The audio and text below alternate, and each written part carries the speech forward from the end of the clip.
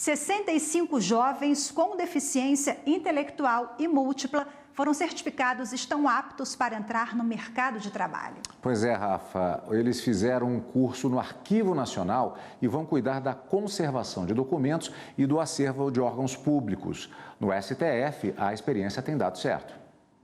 Eles fazem parte da equipe de trabalho do Arquivo do Supremo Tribunal Federal. Com máscara, luva e escova na mão, começam a higienização de livros, documentos e processos, sempre com a ajuda de um especialista do setor. Eu faço processos, livros, pequenos reparos, eu higienizo o processo, coloco dentro da caixa, depois vai para o carrinho, leva para o acervo e pega mais. Eu acho bom, é um bom passatempo, um bom trabalho. Ana Maria é quem supervisiona o serviço dos colaboradores. Ele explica que com o trabalho, a independência deles cresce em todos os sentidos. Mudou muito a independência, né? Tanto pessoal como financeira, interpessoal. Né? Mudou muito aqui, eles vão em restaurantes sozinhos, eles andam por aqui sozinhos, a relação dele com os colegas lá fora. 65 profissionais com deficiência intelectual e múltipla foram certificados pelo Ministério da Justiça e pela Associação dos Pais e Amigos dos Excepcionais, a APAI. Eles fizeram um curso de capacitação no Arquivo Nacional com o objetivo de serem inseridos no mercado de trabalho. Juliana passou pelo treinamento e há 3 semanas foi contratada por uma empresa terceirizada para cuidar dos arquivos do Ministério da Justiça. Prestes a completar 30 anos, esse é o primeiro trabalho que ela tem com carteira assinada. Eu estou bastante feliz, né? Porque é uma sensação muito boa. Agora eu estou ganhando o meu próprio salário. Agora eu estou tendo uma vida que eu sempre sonhei. Empresas com 100 colaboradores ou mais estão obrigadas a preencher de 2% a 5% dos cargos com pessoas com deficiência. Essa obrigação está prevista em lei e isso trouxe avanços. Segundo o Ministério do Trabalho, nos últimos 5 anos, houve um crescimento de 20% desses profissionais no mercado. A diretora do Arquivo Nacional, Carolina Chaves de Azevedo, ressaltou que, diferentemente de projetos assistenciais, a parceria com a APAI tem resultados muito efetivos.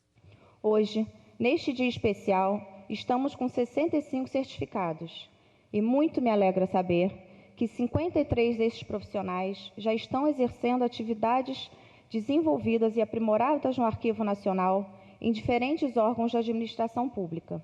O ministro da Justiça, Torquato Jardim, entregou pessoalmente os diplomas aos formandos e elogiou a parceria entre o Arquivo Nacional e a APAI.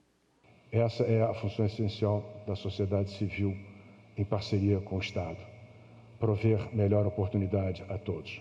Isso é da essência da própria democracia, isso é da essência do próprio Estado democrático de direito. E por isso, a dignidade da pessoa humana é um dos fundamentos da existência do Brasil.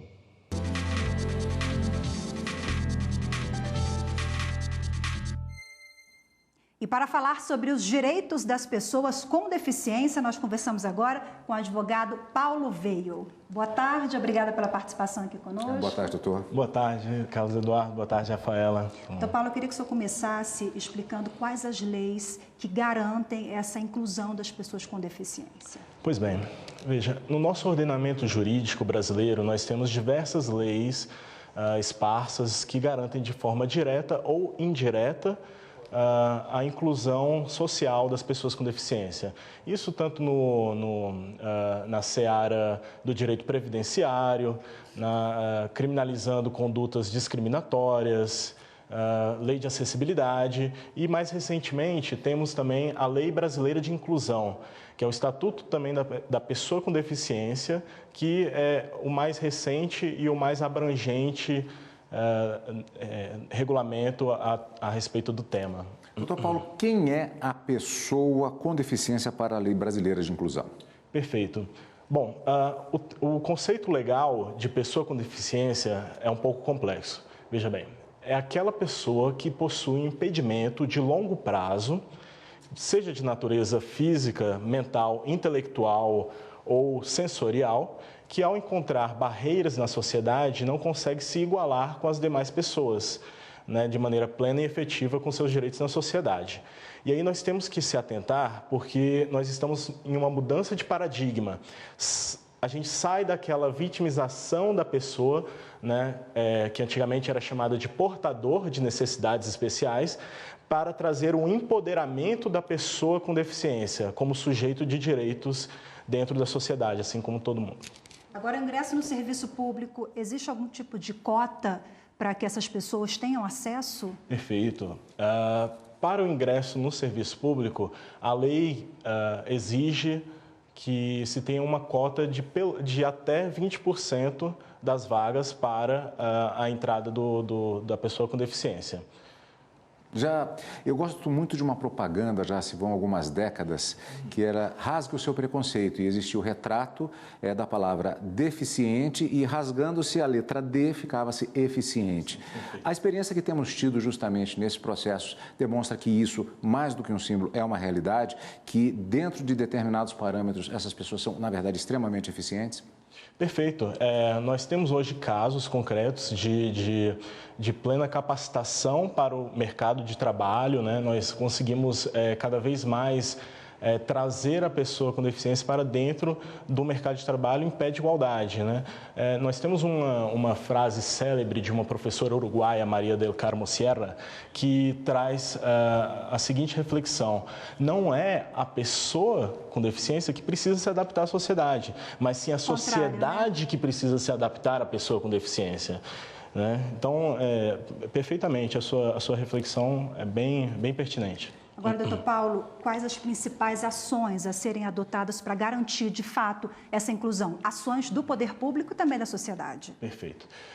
Bom, convido agora todo mundo para uma reflexão. Nós já temos hoje uma Constituição Federal que é por demais garantista, né? E temos também um Estatuto da Pessoa com Deficiência que garante diversos direitos para a pessoa com deficiência, né? Baseado inclusive em convenção internacional. Nós temos hoje 32 programas do poder público em andamento a favor dessa inclusão social e ainda assim nós não temos um Estado, de certa forma, que seja capaz de fiscalizar tudo isso. Então, nós temos que sair dessa nossa mentalidade de que a responsabilidade é do Estado e partir para a responsabilidade social da inclusão da pessoa com deficiência, né? Retirar de um terceiro para tentar nos conscientizar cada vez mais. E aí, nesse ponto de vista, a informação que os setores sociais, né, e em colaboração com o poder público pode trazer para a sociedade, tem a capacidade de empoderar essas pessoas. A admissão em cargos públicos e a contratação pelo setor privado, elas se submetem às mesmas regras em relação a essas pessoas? Não, aí cabe fazer uma diferenciação.